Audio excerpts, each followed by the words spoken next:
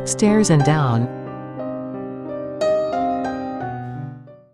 Let's hear your story, said Inspector Kelly to Policeman Kirk, as Fordney dropped into a comfortable chair at headquarters.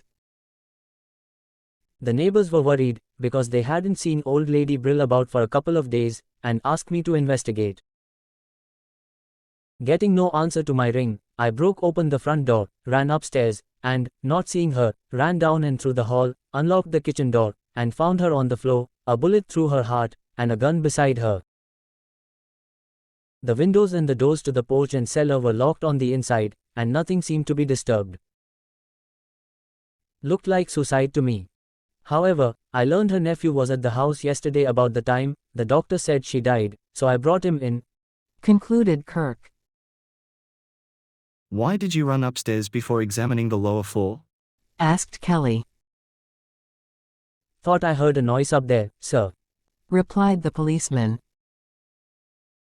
Any fingerprints on the gun? Inquired Fordney. Just those of the old lady, answered Kelly. I have a key to the house. Interrupted the nephew. I went in yesterday, called to her, but she didn't answer, so I thought she'd gone out. Did you go upstairs? Asked the professor. Yes, I ran up there, calling her name, but came right down again and left immediately. Well, Kelly, of course it's murder, as you probably know. I suppose you'll hold this fellow?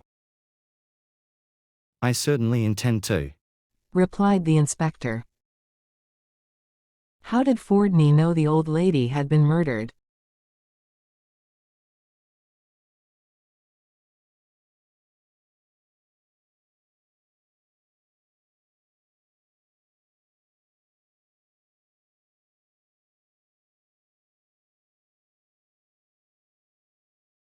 Fordney deduced that the old lady had been murdered based on the information provided by Policeman Kirk and the nephew. The key pieces of information that led Fordney to this conclusion are: 1. Locked doors and windows. Policeman Kirk mentioned that all the windows and doors to the porch and cellar were locked on the inside, and nothing seemed to be disturbed.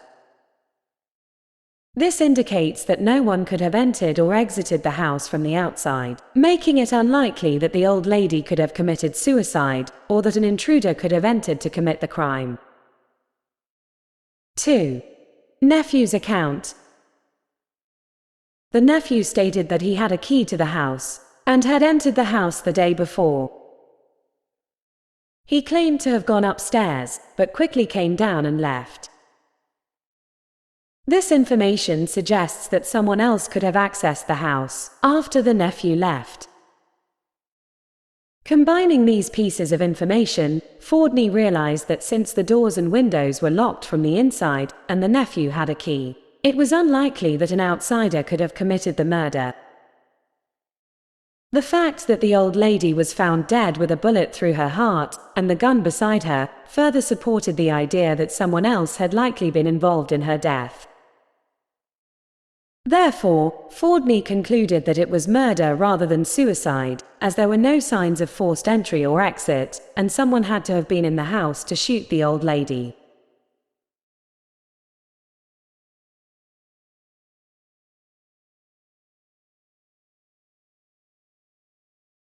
The policeman ran through the hall and unlocked the kitchen door. The doors to the porch and cellar were locked on the inside.